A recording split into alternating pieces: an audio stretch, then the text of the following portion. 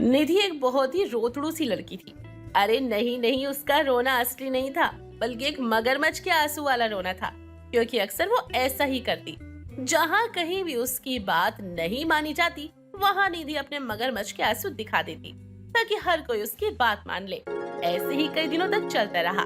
कुछ दिनों बाद निधि रसोई में खाना बनाने जा रही होती है। तभी निधि की माँ अनीता आती है और वो निधि से कहती है, बेटा आज मौसम भी अच्छा हो रहा है और मुझे आलू के पराठे खाने का मन कर रहा है। तो तू एक काम कर, मेरे लिए आलू के पराठे बना दे, एकदम गर्मा गर्म। आलू के पराठे खाऊंगी तो बड़ा मजा आएगा। वैसे भी तेरे हाथों के आलू पराठे तो कितने बढ़िया होते हैं, तुझे भी पता है। अब जा जल्दी से मेरे लिए आलू के पराठे बना दे। माँ, मैंने आपसे पहले ही बोला था कि मुझे खाना बनाने में मौत आ रही है और आप मुझे ये कह रही हैं कि मैं आलू के पराठे बनाऊं। माँ, इतना तो जुल्म मत कीजिए। मैं आपकी अपनी सगी बेटी हूँ और आप तो ऐसे कह रही हैं जैसे मुझे कहीं सड़क से उठाकर लाई हो।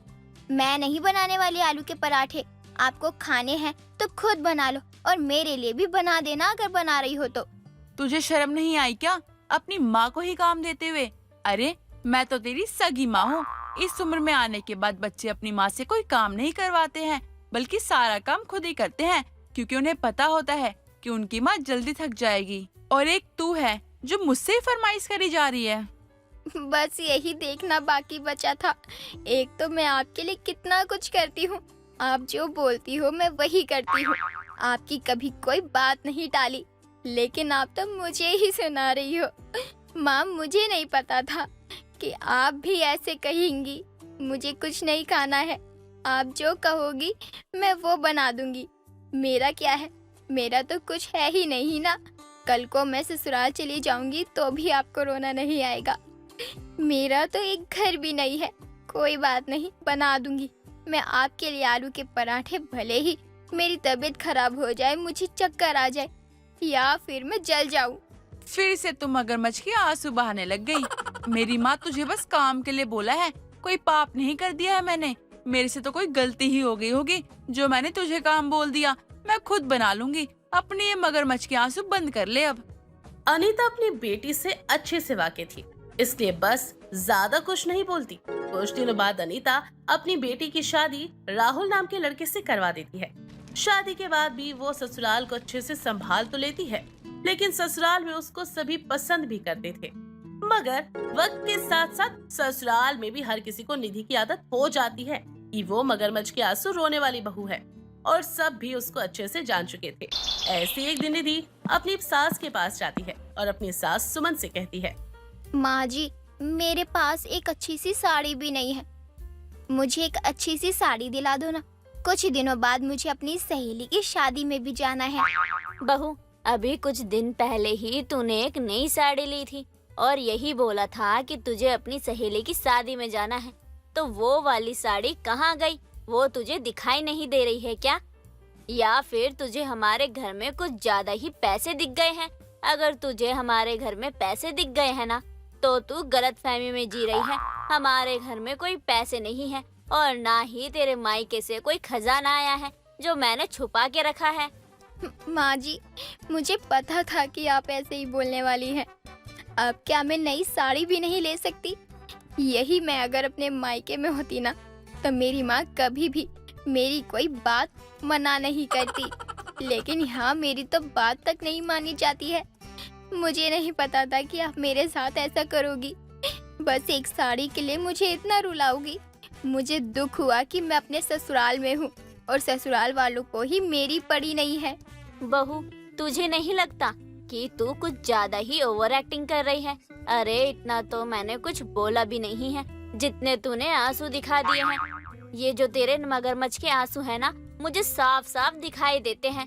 तूने पहले भी ये साड़ी ली थी एक बोलकर कि तुझे अपनी सहेली की शादी में जाना है। मैंने तुझे 5,000 दिए थे और तू साड़ी ले आई, और अभी तू वापस यही बोल रही थी कि तुझे अपने दोस्त की शादी में जाना है।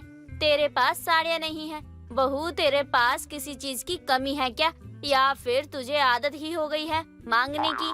अरे इतना मत मांग कर, घर के हालात को भी समझना चाहिए। बस यही सुनना बाकी बचा था कि मेरे आंसू असली नहीं बल्कि मगरमच्छ के आंसू है। मैं नाटक कर रही हूँ? आपके कहने का यही मतलब है ना? कोई बात नहीं, मैं सब कुछ अच्छे से समझ गई। मैं आपकी बहू हूँ, बेटी नहीं। यही अगर आपकी बेटी रो रही होती ना, तब तो आपके दिल में दर्द होने लगता कि मेरी बेटी रो क्यों रही है। मेरी गलती है, उसे एक नहीं 100 साड़ियाँ दे दूँ। तब आपको पैसे नजर नहीं आते, तब आपको घर के हालात नजर नहीं आते। वहीं अब बहू बोल रही है तो बहू के आंसू मगरमच्छ के आंसू हो गए। वाह भाई वाह, सही है दुनिया का भी। बस कर बहू, एक ही बात को और कितना खींचेगी? तू तो इतना रोई जा रही है जैसे मैंने तुझे कितना कुछ कह दिया हो। अरे मुझे पता है कि मैं ज्यादा नहीं बोलती हूँ। तेरी तो आदत ही बन गई है कि हर जगह मगरमच्छ के आंसू रोने वाली। देख, अगर तुझे साड़ियाँ चाहिए तो मैं मना नहीं कर रही हूँ, लेकिन जब तेरे पास पहले से ही इतनी सारी साड़ियाँ पड़ी है तो तुझे नई साड़ी लेने की जरूरत ही क्या है? वैसे भी अगर तेरे पास नहीं है साड़ी तो मुझसे ले लेना। मेरे पास तो कितनी सारी साड़ियाँ पड़ी हैं। मैंने तो तुझे कभी मना नहीं किया ना। मैं अपनी कोई भी साड़ी तुझे दे दूंगी। माँ जी, अब आपको शर्म नहीं आई? अपनी नई बहू को पुरानी घिसी पिटी साड़ी पहनने के लिए बोल रही हो। कोई बात नहीं, अब आप यही चाहती हो तो मैं भी क्या कर सकती हूँ। मेरी तो किस्मत में यही लिख दिया है कि मेरी सास मेरे साथ ऐसा व्यवहार करे और मेरे आंसुओं को मगरमच्छ के आंसू बोल दिया जाए। खैर, कोई बात नहीं। गलती हो गई भाई मुझसे। जो कुछ तुझे बोल दिया मैंने। तुझे साड़ी लेनी है तो ले, एक नहीं 1000 ले, लेकिन मेरे आगे रोना धोना मत किया कर। बाहर वाले भी सोचेंगे कि मैं तुझे छोटी छोटी चीजों के लिए तरसाती रहती हूँ। सुमन इतना बोलकर अपनी बहू को पैसे तो दे देती है और वहाँ से चली भी जाती है। लेकिन अभी सुमन को अच्छे से पता था कि उसकी बहू के मगरमच्छ के आंसू रोने वाली आदत अभी नहीं गई और वो जहाँ भी जाती मगरमच्छ के आंसू दिखाकर रोने लगती। ऐसे ही कई दिन निकल जाते हैं। कुछ दिनों बाद निधि अपने पति राहुल से कहती है, जब से हमारी शादी हुई है तब से देख रही हूँ, ना तो आप मुझे कहीं बाहर घुमाने लेकर गए हो, ना ही कुछ खिलाने। अरे अपनी पत्नी के साथ ऐसे कौन करता है? या फिर अपनी पत्नी के अलावा बाहर किसी से कोई चक्कर चल रहा है, तब भी आप मेरे साथ ऐसे कर रहे हो? मुझे कुछ तो बताओ। निधि, तुम क्या पागल हो गई हो? अरे कल ही तो मैं तुम्हें तुम्हारी पसंद की जगह लेकर गया था। तुमने भी यही कहा था कि मुझे कितना अच्छा लग रहा है, मैं कितना अच्छा हूँ, जो तुम बोलती हो वो करता हूँ, और अब तुम्हें वापस जाना है। अरे भाई, थोड़ा सा तो मुझे टाइम दिया करो। आज मेरी छुट्टी है, मैंने सोचा थोड़ा आराम करूँगा, लेकिन तुम तो फिर से वही रोना धोना लेकर बैठ गई हो। अरे मुझे नहीं जाना वहाँ पर जहाँ पर तुम जाने के लिए कह रही हो। मुझे नहीं पता था कि मैं अगर कुछ बोल दूंगी तो आपको वो ड्रामा लगेगा। मेरा रोना आपको रोना धोना लगता है, जो कि मैं ऐसे ही करती रहती हूँ। सच में सही कहते हैं लोग, पत्नी की तो कोई वैल्यू ही नहीं होती है। अगर यही मैं आपकी गर्लफ्रेंड होती ना, तब तो आप मुझे रोज लेकर जाते, लेकिन नहीं, अब तो मैं आपकी पत्नी हूँ और पत्नी को कौन पूछता है। तभी वहाँ पर सुमन आती है और सारी बात सुनने के बाद सुमन बोलती है, बस बहू, तेरा आज ना सच में बहुत हो गया है। अरे जो भी कोई तेरे लिए कितना भी कर दे, लेकिन तुझे कम ही लगता है। अब तू यहाँ अपने पति को बोल रही है। ये बेचारा ऑफिस में कितनी मेहनत करता है, कितना काम करता है, और घर पर आकर तेरी भी सारी बातें मानता है, लेकिन तूने इसकी नहीं सुनी। आज के बाद अगर तूने मगरमच्छ के आंसू वापस कभी दिखाए और किसी को इमोशनल ब्लैकमेल किया तो मैं तुझे घर से निकाल दूंगी। फिर ये मगरमच्छ के आंसू सच के आंसू बन जाएंगे। सुमन की धमकी के बाद निधि का मुंह नहीं खुलता और वह आगे से रोना ही छोड़ देती है। संजना रसोई में खाना बना रही होती है, तभी उसकी माँ जानकी वहाँ पर आती है। कुछ दिमाग में जा रहा है तेरे कि कैसे खाना बनाते हैं, या बस तू ऐसे ही बनाने बैठ गई? माँ, कोशिश तो कर रही हो ना, आप भी क्या सर पर खड़ी हो गई हो? जब तक कोई तेरे सर पे खड़ा नहीं होता ना, तब तक कहाँ कोई बात तुझे समझ में आती है। मैंने कब से बोला है तुझे कि खाना बनाना सीख ले, लेकिन नहीं, तुझे कहीं मेरी बात सुननी ही नहीं होती है। मैं तो तेरी दुश्मन हूँ ना, जो तू मेरी बात ही नहीं मानेगी। अब देख कितना सब हो रहा है। माँ, मुझे क्या पता था कि मेरी होने वाली सास खाने की शौकीन निकलेगी, वो भी घर का खाना खाना होगा। मुझे तो लगा कि सास बना लेगी तो मैं खा लूंगी। मोए मोए मोए मोए, माँ, आप ये क्या कर रही हो? तेरी किस्मत पे हंस रही हूँ। जो इंसान अपनी माँ की बात नहीं मानता उसके साथ ऐसा ही होता है। तू भी अपनी माँ की बात मत मान। मैं तो पागल हूँ जो तुझे बोलती रहती हूँ। अच्छा ये सब छोड़ो, मैंने दाल बना ली है, खाकर बताओ कैसी बनी है। तूने दाल में नमक नहीं डाला क्या? डाला तो था, क्यों क्या हुआ? नमक नहीं लग रहा क्या आपको? नमक तो छोड़, तूने तो तड़का भी कच्चा छोड़ दिया है। अरे क्यों किसी का पेट खराब करने के पीछे लगी है तू? मेहरबानी कर मेरे ऊपर, जितनी जल्दी खाना बनाना सीख जाए मुझे शांति मिले उतनी जल्दी। माँ मैंने ना खुद तड़का चेक किया था, मुझे तो सही लग रहा था। बस इतना कर दे। अब तुझे जब भी कुछ लगे कि तुझसे कुछ गलत हो गया है तो किसी समझदार से पूछ लिया कर, वरना किसी को दस्त लग जाएंगे। और ये मेहरबानी तो तू कर ही दे, अपने हाथ का खाना तू पहले ही चेक कर लिया कर। मुझ में इतनी हिम्मत नहीं है कि मैं तेरा बनाया हुआ खाना खाऊं। पता नहीं आप भी कैसी हो। अरे हर माँ बाप अपने बच्चे को प्रोत्साहित करते हैं, और एक आप हो कि जो मुझे निराश कर रही हो। तेरी शादी है 2 महीने बाद, खुद से लड़का पसंद किया है तूने। लड़के की माँ को बहू ऐसी चाहिए जो खाना ऐसा बनाए कि लोग तारीफ करते ना थके। अब मेरे कर्म तो इतने अच्छे हैं नहीं कि मेरी बेटी अच्छा खाना बना ले, तो अब इस माँ को टेंशन ना हो तो क्या हो, जरा आप ही बताइए संजना जी। सॉरी माँ, मैं आपको बहुत परेशान कर रही हूँ ना, लेकिन देखना अब मैं और भी ज्यादा कोशिश करूँगी और सीख कर ही रहूंगी, आप चिंता मत करो। संजना जो खाना बस खाना ही जानती थी, उसके सर पर अब तलवार सी आ गिरी थी। उसे अब खाना बनाना भी सीखना है। ऐसे ही कुछ दिनों बाद संजना की सास लता आती है। अरे लता बहन, आप यहाँ? बताया भी नहीं आपने आने से पहले।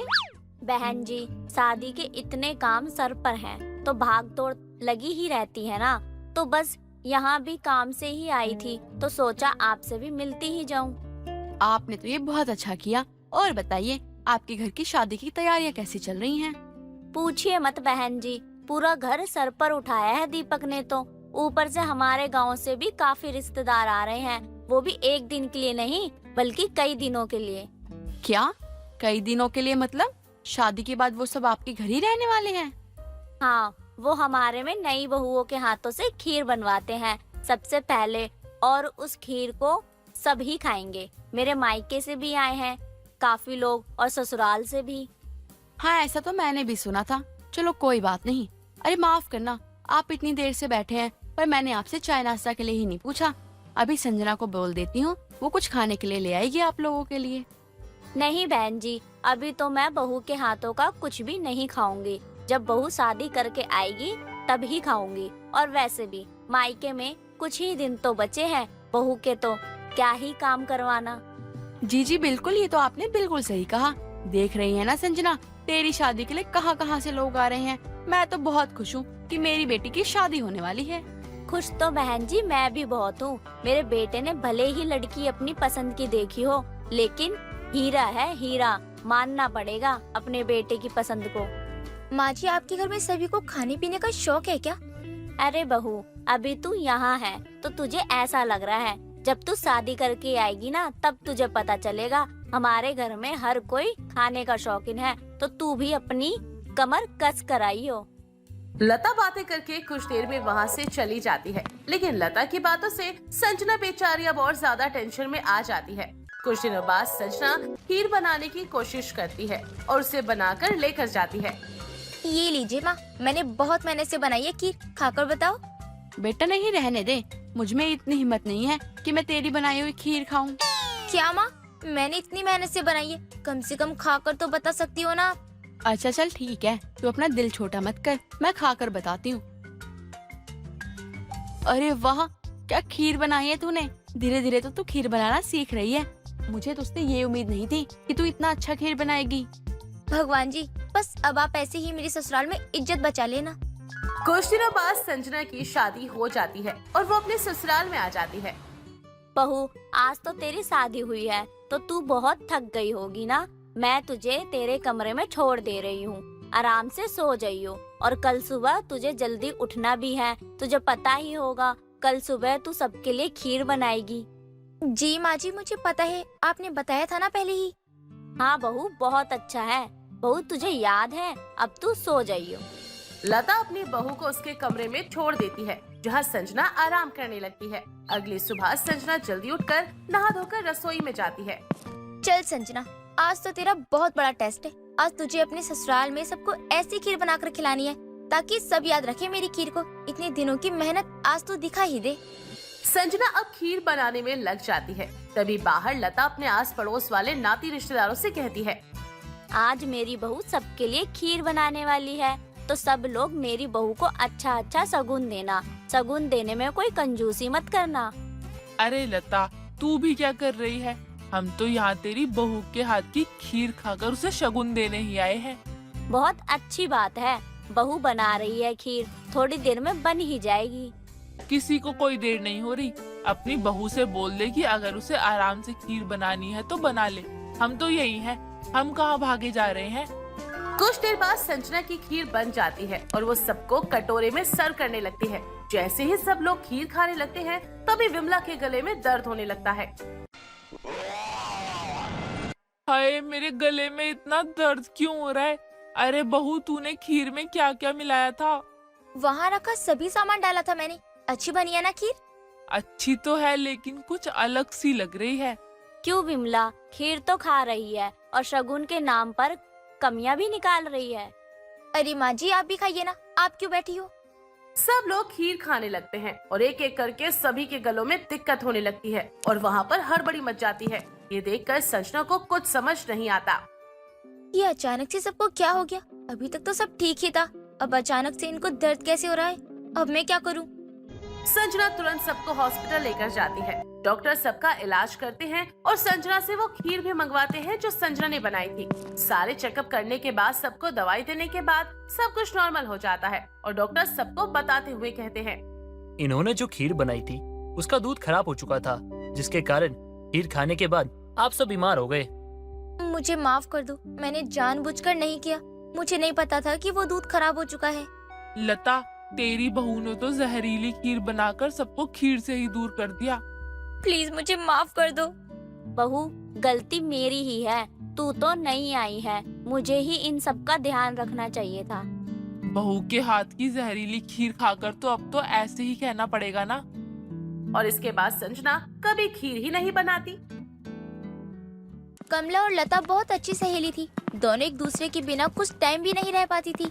लता बहुत ही शांत थी, लेकिन कमला अपनी उम्र से बढ़कर थी। उसकी उम्र तो 55 की हो गई थी, लेकिन उसका दिल बच्चों के जैसा था। उसकी उम्र होने के बाद भी उसने आज तक शादी नहीं की थी। एक दिन वो बैकलेस ब्लाउज पहनकर लता के घर आती है। बताना लता, कैसी लग रही हूँ मैं? लग रही हूँ ना बिल्कुल हीरोइन जैसी। मेरा ब्लाउज देख, सुपर हॉट है। लग तो अच्छी रही है, लेकिन ब्लाउज है कहाँ जो तेरा ब्लाउज देखूं? पीछे तो सब खाली है, एकदम साफ। पागल है तू एकदम। तू बुढ़िया हो चली, लेकिन तुझे फैशन के बारे में कुछ नहीं पता है। इसे बैकलेस ब्लाउज कहते हैं। बुढ़िया तो तू भी हो चली, 55 की हो गई है, लेकिन तेरा दिल बिल्कुल बचपन की तरह है। जो फैशन हमारी बहुओं को करना चाहिए वो अब तू कर रही है। ये बात तो तू अपने पर ही लागू कर, क्योंकि मैं तो अब भी जवान हूँ। अभी तक तो मेरी शादी भी नहीं हुई। शादी करने या ना करने से उम्र नहीं छुपती। उम्र तो तेरी निकल ही चुकी है शादी करने की। वो बात और है कि तू अभी भी अपने आप को जवान समझती है और जवान लड़कियों की तरह रहने की कोशिश करती है। तो मेरी सहेली है या दुश्मन है? अपनी ही सहेली का मजाक उड़ा रही है। तो जलती है मुझसे कि तू इसी उम्र में बुढ़िया हो गई और मैं इस उम्र में भी इतनी जवान हूँ। जलने के लिए भी तू ही मिली है क्या मुझे? मेरे पास जलने के सिवा और भी बहुत काम है। वैसे आज इतना बंटन के कहाँ बिजली गिराने जा रही है ये सवारी? अब पूछी ना तूने पते की बात, कब से बेमतलब बातें घुमा रही है। मैं अपनी बहन की लड़की की शादी में जा रही हूँ। लता और कमला आपस में बातें कर रही होती हैं। तभी लता की बहू रजनी हाथों में चाय का कप लेकर वहाँ आती है, लेकिन कमला को बैकलेस ब्लाउज और ब्लैक साड़ी में देखकर उसके हाथों से चाय का कप जमीन पर गिर जाता है। बहू तो ठीक है। मैं तो ठीक हूँ, लेकिन आंटी जी ये आपको क्या हुआ? इस उम्र में ऐसे कपड़े पहनना आपको शोभा नहीं देता। आप ऐसे ब्लैकलेस ब्लाउज पहनकर कहाँ जा रही हो? मैं कहाँ जा रही हूँ ये सब छोड़, पहले ये बता कि मेरा ब्लाउज कैसा लग रहा है? ब्लाउज तो अच्छा लग रहा है, लेकिन आपके ऊपर अच्छा नहीं लग रहा। बुरा मत मानिए, लेकिन 55 की होने के बाद आप बचपन वाली हरकतें करती हो। आपके ऊपर ठीक नहीं लगती ये सब। हर काम उम्र के हिसाब से ही करना चाहिए। लता, तेरी बहू मेरी बेइज्जती कर रही है और तू कैसी सहेली है जो आराम से बैठकर मेरी बेइज्जती देख रही है? कुछ बोलती क्यों नहीं इसे? कमला, मेरी बहू ने कुछ गलत तो नहीं बोला। तुझे ऐसे कपड़े नहीं पहनने चाहिए। हम तो बस तुझे समझा रहे हैं, लेकिन बाहर के लोग तेरा मजाक उड़ाएंगे। मुझे तो लगता है मैंने आकर ही गलती कर दी। मुझे तुम लोगों के पास आना ही नहीं चाहिए। कमला इतना कहकर गुस्से में वहाँ से चली जाती है। दिन बीतते हैं, तभी एक दिन वो शॉर्ट ड्रेस पहनकर मार्केट में रजनी से टकरा जाती है और अनजाने में उसे बिना देखे बोलती है। सॉरी मैडम, मैंने आपको देखा नहीं। बहू मैं मैडम नहीं, तेरी कमला आंटी हूँ। देख तू भी मेरी उम्र देखकर मात खा गई ना। हाय राम आंटी जी, आपने ये क्या कपड़े पहने हैं? बस यही पहनना बाकी रह गया था क्या? अरे तू चिल्ला क्यों रही है? और please you call me baby not aunty. मैं तुझे इस ड्रेस में आंटी दिखाई दे रही हूँ क्या? जवानों वाले कपड़े पहनने से इंसान की उम्र छिप नहीं जाती। ये बुढ़ापे में लड़की बनकर घूमने से कोई फायदा नहीं है, इसलिए थोड़ा अपने ऊपर कंट्रोल रखिए और ये बचपना छोड़ दीजिए। बहू उस दिन जो तूने बोला वो मैंने इसीलिए बर्दाश्त कर लिया क्योंकि मैं तेरे घर में थी, लेकिन आज नहीं करूँगी। अगर मैं अपने आप को यंग समझती हूँ तो उसमें तुम लोगों को क्या परेशानी है? मैं अपनी लाइफ को जीना चाहती हूँ। इस तरह से अपनी उम्र से बाहर जाकर? उम्र से बाहर जाने वाली बात नहीं है। मैं अपने जीवन को खुलकर जीना चाहती हूँ। हर वो काम करना चाहती हूँ जो मैं नहीं कर पाई, और अभी मेरी उम्र ही क्या है। आंटी जी आपका कुछ नहीं हो सकता, आपको कुछ भी कहना बेकार ही है। रजनी और कमला एक दूसरे से बात कर ही रही होती है कि तभी वहीं नुक्कड़ के पास खड़े लड़कों के झुंड में से एक लड़का कमला पर सीटी मारते हुए बोलता है, ए बुढ़िया, क्या हॉट लग रही है तू, चलेगी क्या मेरे साथ? ओ बेटा जरा इधर आ, तब बताऊँ मैं तुझे। अगर तेरे कान पर मेरे हाथ का एक भी थप्पड़ पड़ गया ना तो तू कहीं नहीं दिखेगा यहाँ। आ जाता हूँ मैं तेरे पास, साथ चलेगी क्या मेरे? वैसे ये शॉर्ट ड्रेस में बहुत अच्छी लग रही है तू। मेरे बेटे की उम्र का होकर मुझ पर लाइन मारता है, तुझे तो मैं अभी बताती हूँ। कमला इतना कहकर अपनी सैंडल खोलकर हाथों में ले लेती है और उन्हें मारने के लिए उनके पीछे भागती है, और उसे अपनी तरफ आता देखकर सभी लड़के वहाँ से भाग जाते हैं। तभी कमला अपने आप से बोलती है, भाग गए नालायक कहीं के, हाथ में आ जाते तो इसी सैंडल से मुंह तोड़ देती मैं उनका। समझते क्या है ये मुझे? ये लोग आपको वही समझ रहे थे जो आप इन्हें समझाना चाहती थी। अब आपको क्यों बुरा लग रहा है? आप यही चाहती थी ना कि लोग आपको हॉट बोले, आपकी तारीफ करें। अब वही कर रहे हैं तो आपको बुरा क्यों लग रहा है? ऐसे कैसे कोई मुझे बीच रास्ते में छेड़ सकता है? मैं नहीं छोड़ूंगी उन्हें। आंटी जी जैसा हमारा इलाका है उसके हिसाब से ही कपड़े पहने, वो ज्यादा अच्छा है। इससे ओवर अच्छा नहीं लगता, इसलिए लोग आप पर हंस रहे थे और गली के लोफर लड़के आप पर लाइन मार रहे थे। लेकिन आपकी तो सिर्फ उम्र 55 की है, लेकिन दिल तो बचपन का ही है ना, तो बचपन में ये सब चलता रहता है। आपको क्यों बुरा लग रहा है? रजनी इतना कहकर मार्केट से सब्जियां लेकर अपने घर चली जाती है और अपनी सास से सारी बातें बताती है, जिसे सुनकर लता बोलती है, बहू तुझे कमला को इतना बोलने की जरूरत नहीं है। वो हमेशा से अकेली रही है, इसलिए वो अपने आप को खुश रखने की कोशिश करती है। वो हमें अपना समझती है तभी हमारे पास आती है। अगर हम ही उसे सुनाएंगे तो उसे अच्छा नहीं लगेगा। माँ जी लेकिन उन्हें सुनाना हमारी मजबूरी हो जाती है। वो वही काम करती है जिस पर इंसान ना चाहते हुए भी बोले। देख रजनी, उस दिन मैंने भी उसे बहुत समझाया, लेकिन बाद में मैंने बहुत सोचा। उसके बाद मुझे महसूस हुआ कि इतनी उम्र के बाद भी वो जैसे रहती है वैसे कोई नहीं रह सकता। इसके लिए भी एक आत्मविश्वास की जरूरत होती है, जो कि उसमें है। तो हम कौन होते हैं उसे रोकने वाले? तू बता मुझे, उसकी उम्र नहीं है लेकिन तेरी तो है। क्या तू उसकी तरह रह सकती है? उतना आत्मविश्वास है तेरे अंदर? नहीं माँ जी नहीं है, शायद आप अपनी जगह सही हैं। मैं कुछ ज्यादा ही सोचने लगी हूँ। आज के बाद मैं उन्हें कुछ नहीं बोलूंगी। हाँ वही सही रहेगा। वो कुछ सोच कर ही तो हमारे पास पूछने के लिए आती होगी और हम उसकी बेइज्जती कर देते हैं। वो तो अच्छा है कि वो हमें अपना मानती है, इसलिए हमारी बातों का बुरा नहीं मानती। अपनी सास की बात सुनकर रजनी वहाँ से चली जाती है। समय बीतता है और समय के साथ इतना कुछ होने के बाद भी कमला अपना बचपना नहीं छोड़ती है, और एक दिन वो बड़ी खुशी खुशी लता के घर आती है और बोलती है, लता आज मैं बहुत खुश हूँ। आज मुझे मेरे सपनों का राजकुमार मिल गया। आज मैं उसके साथ डेट पर जा रही हूँ।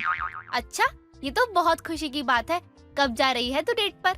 जाने को तो आज ही सोच रही हूँ, लेकिन मुझे यहाँ कहीं अच्छी कोई जगह पता ही नहीं है और वो इस शहर में नया है।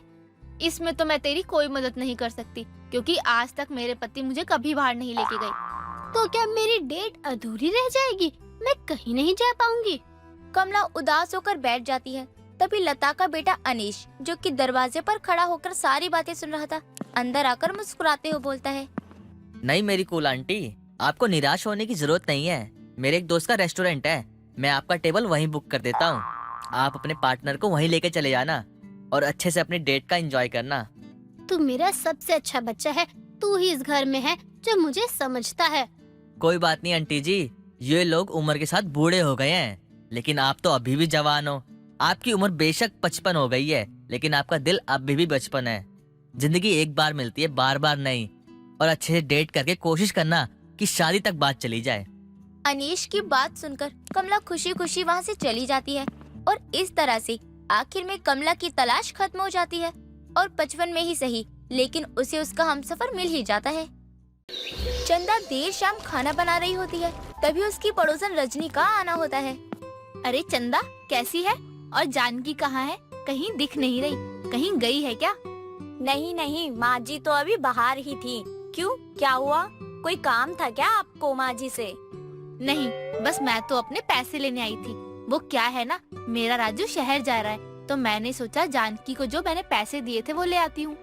अच्छा, माँ जी ने आपसे 1000 रुपए लिए थे, लेकिन अभी तो नहीं होंगे माँ जी के पास इतने पैसे, क्योंकि कल ही उनकी 800 की दवा आई है। चंदा और रजनी ये बातें कर ही रहे होते हैं कि तभी जानकी का बाहर से आना होता है और वो रजनी को देखकर कहती है, अरे रजनी, बड़े दिनों बाद आना हुआ। कैसी है तू? और तू खड़ी क्यों है? आना, बैठ। सब ठीक तो है ना? तेरी शक्ल पे 12 क्यों बजे हुए हैं? माँ जी, रजनी काकी अपने पैसे लेने आई थी, लेकिन अभी तो पैसे है ही नहीं, तो मैंने उनसे कहा 1-2 दिन में ले जाए। लेकिन जब मुझे अभी काम है तो मैं 1-2 दिन बाद क्यों ही लूं? अब देख ले तू कहाँ से कैसे करेगी, लेकिन मुझे तो बहुत अर्जेंट है। अरे काकी, आप नहीं समझोगी तो कौन ही समझेगा? आप तो जानती है ना कि घर में कितनी दिक्कत है उनके जाने के बाद। हाँ, मैं जानती हूँ, लेकिन जानकी की बहू, तुम मेरी मजबूरी समझ क्यों नहीं रही? तू तो ऐसे कर रही है जैसे मैं तेरे पैसे लेकर मर जाऊंगी।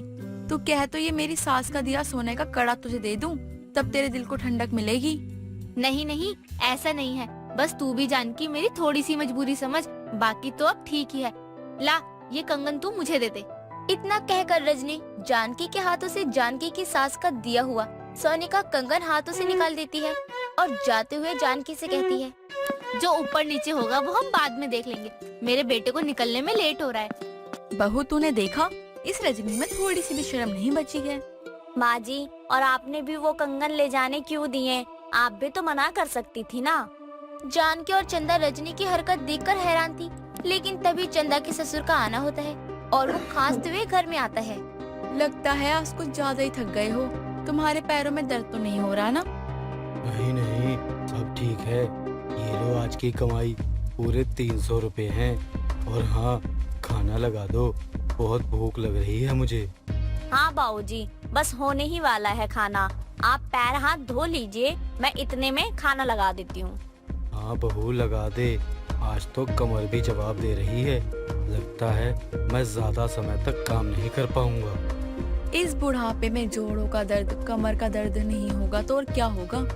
किशोर अपने बेटे केशव का रिक्शा चलाकर घर चला रहा था, क्योंकि केशव की कुछ समय पहले ही एक एक्सीडेंट में मौत हो गई थी और उसके बाद से ही किशोर अपने घर परिवार का पेट पालने के लिए अपना घर चलाता था। और ऐसे ही कई महीने बीत चुके थे, लेकिन एक रोज देर रात जब किशोर सोया होता है तो वो चिल्ला पड़ता है, अरे क्या हुआ? तुम ठीक तो हो ना?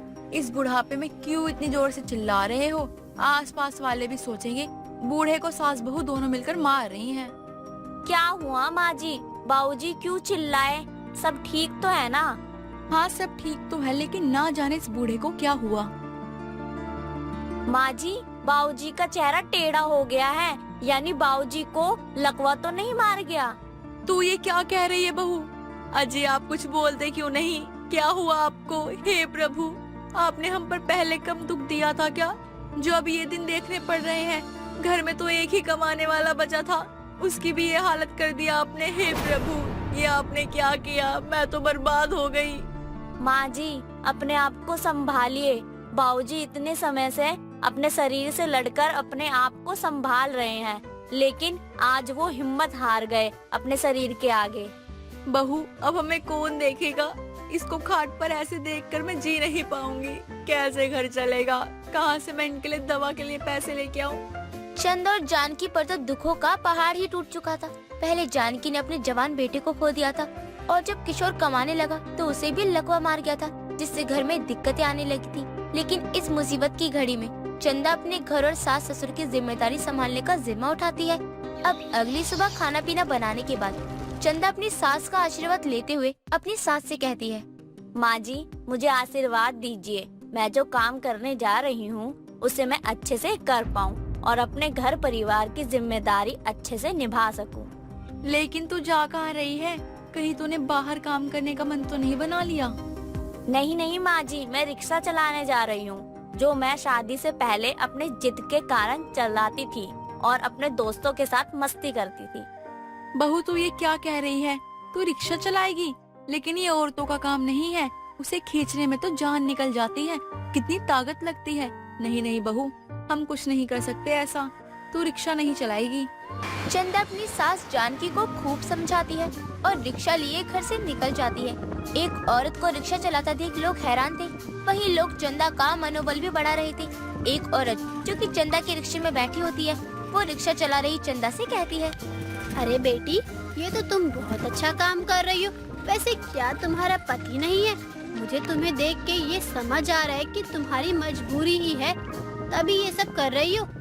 अब क्या कर सकते हैं बहन जी, अपने परिवार को पालने के लिए मेहनत तो करनी ही पड़ती है। और ये रिक्शा मेरे पति का है, उनकी एक एक्सीडेंट में कुछ ही महीनों पहले मौत हो गई। उनके बाद मेरे ससुर ने इस रिक्शे को चलाया, लेकिन उन्हें लकवा मार गया। बुढ़ापे का शरीर ज्यादा मेहनत नहीं झेल पाया। उसके बाद मैंने अपने परिवार का पेट पालने का जिम्मा ले लिया। बहुत मेहनती हो तुम बहन, भगवान तुम्हें खूब तरक्की दे, खूब पैसे दे और तुम हमेशा खुश रहो। लो बहन जी, आपकी मंजिल आ गई। 5 रुपए हुए, आप ये 100 क्यों दे रही हो? अरे नहीं नहीं, भगवान बस मेरे सेहत को ठीक रखे, बाकी तो मैं खुद ही कमा कर खा लूंगी। चलो बहन, मैं चलती हूँ। ये पैसे मुझे अपनी बड़ी बहन समझकर रख लो, फिर कभी मिलते हैं। जब एक तरफ चंदा रिक्शा चलाकर मेहनत कर रही थी, वहीं दूसरी तरफ रजनी को जब ये पता चलता है कि जानकी की बहू रिक्शा चला रही है, तो रजनी जानकी के घर पहुंचती है। अरे जानकी, ये क्या सुन रही हूँ मैं? तेरे बुड्ढे को लकवा मार गया है और तेरी बहू को अब रिक्शा चलाना पड़ रहा है। बहुत दुख हुआ ये सुनकर। तू दुख जताने आई है, दुख को बढ़ाने? बता क्या काम है? और भी कोई उधार है क्या तेरा? नहीं नहीं, कोई उधार नहीं है। मैं तो सच में तेरे इस बुरे दिन में तेरा दुख बांटने आ गई। अरे रजनी, तू सच में मेरे लिए कितना सोचती है। चल इसी बात पर तू मुझे 1000 रुपए दे दे, ताकि मैं बूढ़े की दवा ले आऊं। तू मेरे इस दुख में साथ देगी, मुझे बहुत अच्छा लग रहा है रजनी। वो क्या है ना, अभी तो नहीं है मेरे पास इतने पैसे, लेकिन कोशिश करूंगी। अब क्या हुआ, मेरे दुख में मेरा साथ नहीं देगी? रजनी, तू मेरे दुख में साथ रहने वाली तो नहीं है, बल्कि तू तो वो है जो मेरे दुखों को और बढ़ा दे। अच्छा, मैं चलती हूँ। मैं समझ सकती हूँ तू थोड़ी परेशान है, और कुछ नहीं। इतना बोलकर रजनी वहाँ से चली जाती है, लेकिन कुछ देर बाद ही चंदा रिक्शा लेकर आती है और अपनी सास को पैसे और दवा देते हुए कहती है, माँ जी, ये कुछ पैसे और ये बाबूजी की दवा। अब तो आपको चिंता नहीं हो रही ना कि घर कैसे चलेगा? बहू बेशक मेरी बेटी नहीं है, लेकिन आज तूने एक बेटी का फर्ज निभाया है। तू मेरी बहू नहीं, बेटी है। माँ जी, अब आप मुझे शर्मिंदा मत कीजिए। मैं अब आपकी बेटी, बेटा और बहू सब हूँ, और मैं आप दोनों को किसी चीज की दिक्कत नहीं होने दूंगी। चंदा, जो कि अपने सास ससुर की इस मुसीबत में उनके साथ रहती है और अपने पति का रिक्शा चलाकर घर की सारी जिम्मेदारियों को बखूबी संभालती है। श्रेया बहुत ही सुंदर थी और एक अच्छे परिवार की बेटी थी, और वो अपने घर में इकलौती थी, इसीलिए सभी उसे पसंद करते। वो जब भी कॉलेज जाती तो हर कोई उसे श्रेया गुप्ता बेवफा है कहकर चिढ़ाया करता, क्योंकि उसका सरनेम ही ऐसा था कि हर कोई उसे यही बोलकर चिढ़ाया करता।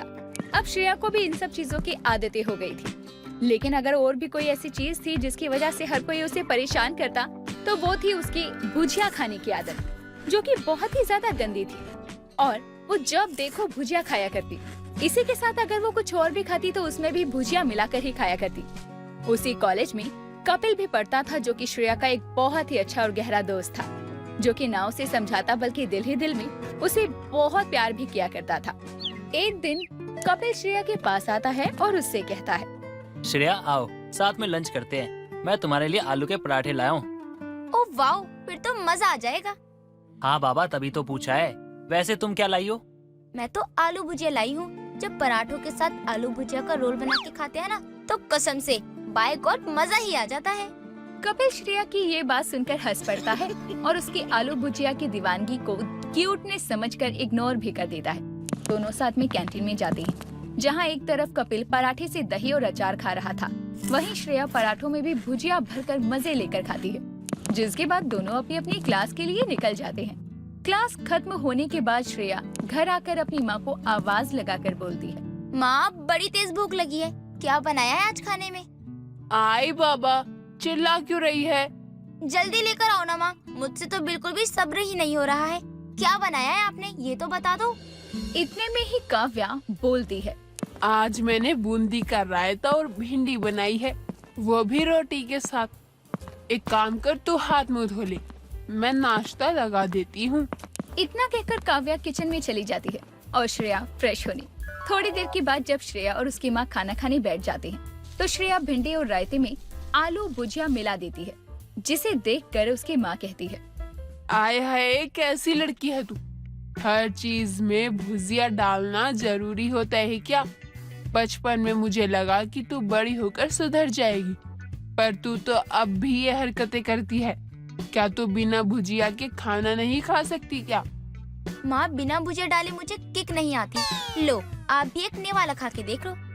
इतना कहकर श्रेया भुजिया और सब्जी से भरा निवाला अपनी माँ के मुंह में डालने लगती है और काव्या गंदा सा मुंह बनाकर उसे खा लेती है। अगले दिन कॉलेज में कपिल श्रेया से मिलता है और बोलता है, क्या आज तुम मेरे साथ कॉलेज के बाद चाय पे चलोगी? हाँ हाँ क्यों नहीं।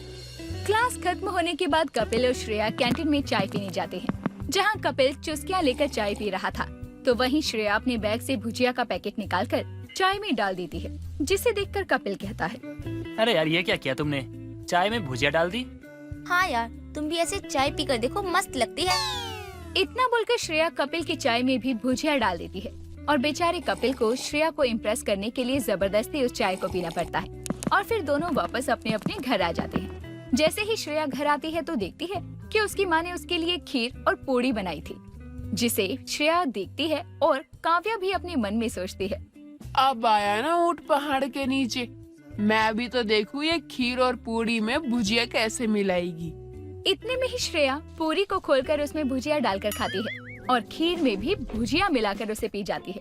ये देखकर काव्या को अब उल्टी सी आने लगती है और वो वहाँ से भागकर चली जाती है, जिसके बाद श्रेया मन में कहती है, अरे ये माँ को क्या हो गया, मैंने तो ऐसा कुछ किया भी नहीं है जो इन्हें उल्टी आ गई।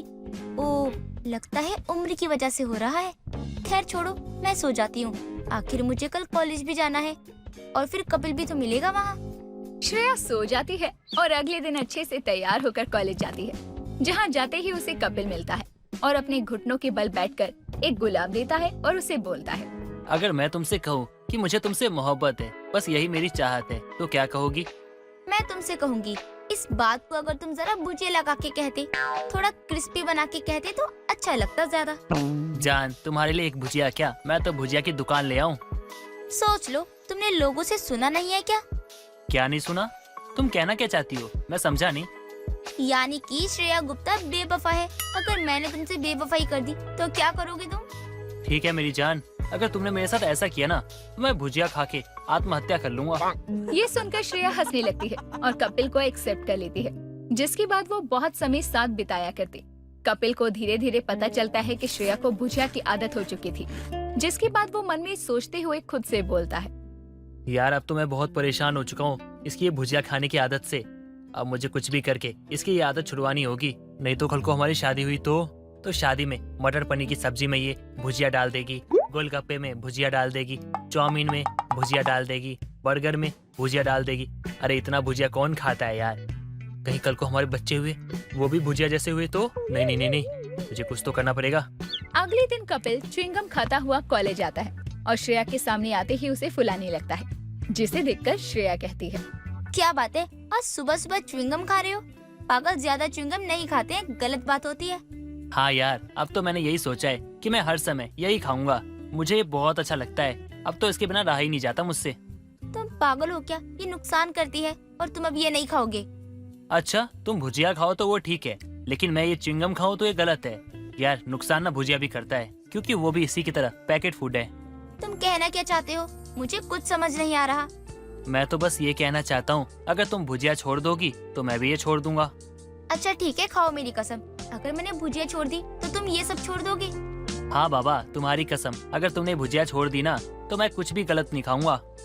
कपिल के इतना कहते ही श्रेया अपनी बैग से भुजिया का पैकेट निकालकर फेंक देती है और कपिल भी च्युइंगम को थूक देता है, जिसके बाद दोनों कैंटीन में जाकर साथ में चाय पीते हैं। श्रेया अपने घर जाती है और उसकी माँ उसके आगे दाल चावल और भुजिया का पैकेट रखती है, जिसके बाद श्रेया भुजिया का पैकेट साइड करके दाल चावल खाती है और सोने के लिए अपने कमरे में जाती है। ये देखकर काव्या चौंक जाती है और श्रेया का बुखार चेक करते हुए उसे बोलती है, तू ठीक तो है ना बेटा? आज तूने भुजिया छोड़ दी? हाँ माँ, आज के बाद मैं भुजिया कभी नहीं खाऊंगी। पर क्यों? आखिर ऐसा क्या हो गया कि तू भुजिया छोड़ने पर तैयार हो गई?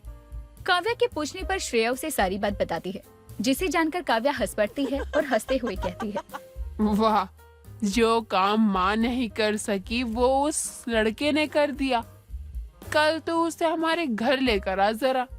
श्रेया अगले दिन कपिल को लेकर अपनी माँ से मिलवाने के लिए घर आती है और काव्या जैसे ही कपिल को देखती है तो खुशी से फूले नहीं समाती और उसके गले से लग जाती है, क्योंकि आखिर उसकी जिद्दी और ज्यादा आलू भुजिया खाने वाली लड़की को सुधारने वाला कोई और नहीं बल्कि कपिल था। जिसके बाद दोनों घरों के बीच में शादी की बातें होती है और सब लोगों की रजामंदी होने के बाद श्रेया और कपिल की शादी भी हो जाती है। जिसके बाद श्रेया कभी कभी जब मन होता तब ही आलू भुजिया खाया करती और वो अपनी ज्यादा आलू भुजिया खाने की आदत को छोड़ देती है। तो दोस्तों, क्या आपके आसपास भी कोई ऐसा है जिसे कोई भी चीज बहुत ज्यादा खाने की आदत है और वो कितनी भी कोशिश कर ले उस चीज को छोड़ ही नहीं पाता है? अगर ऐसा है तो कमेंट करके हमें बताना ना भूलें और ऐसी ही इंटरेस्टिंग और चटपटी वीडियोस के लिए हमारे चैनल को सब्सक्राइब कर लें।